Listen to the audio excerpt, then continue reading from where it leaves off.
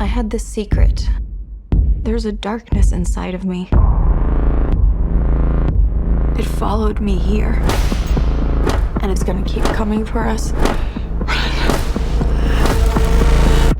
Scream 6 is a welcome return to form for the franchise. As a fan of the original Scream film, I was delighted to see the series return to its roots with a clever, self-aware script and a solid cast of characters. The plot of the film revolves around the new generation of Ghostface killers, but instead of terrorizing the small town of Woodsboro, we move to a busy location of New York where fresh ideas of killing someone keeps the film from losing relevancy. And the thing about Scream 6 is it's in New York, which means it could be anyone. Literally anyone. For any reason.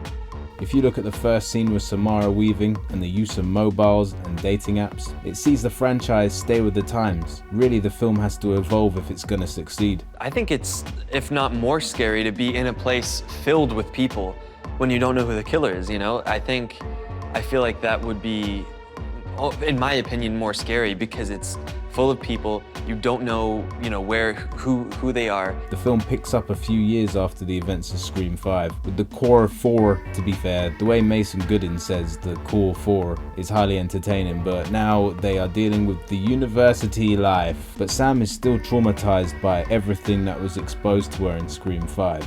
Her father was the origins of it all. So in a way that gives her a lot of weight, that gives her a lot of like a heavy burden to carry, which already makes her different from the start. Most final girls are quote unquote good girls, and Sam is not. How will she deal with being the daughter of one of the most well-known serial killers of all time in this fictional world they've created, of course? I gotta say though that one of the standout aspects of Scream 6 is the cast. While some returning characters from the previous films didn't hit the mark, the core 4 put in excellent performances that bode well for their future careers in cinema. Melissa Barrera and Jenna Ortega, the two main protagonists, are particularly impressive, and it's great to see Latino audiences represented so prominently in the film. Of course, any discussion of the cast must also include the returning characters. While I was disappointed by the way Dewey was handled in Scream 5, I'm pleased to say that his legacy lives on in a good way in Scream 6. Exciting. And it was nice to have Courtney around more. Yeah, she was. I love that girl. We had dinner all the time. She would hang out. I had to break up my relationship. Yeah. I respect her for that. Yeah.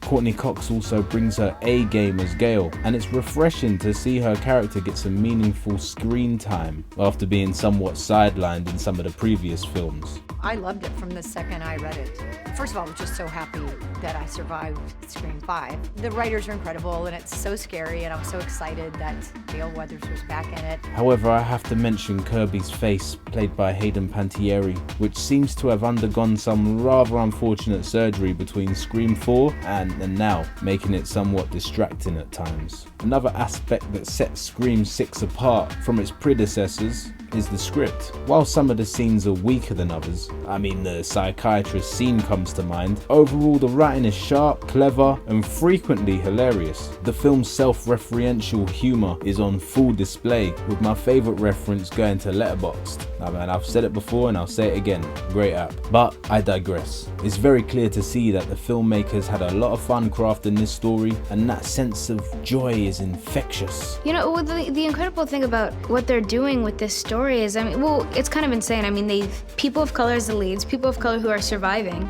an openly queer woman of color surviving and becoming this staple in the franchise.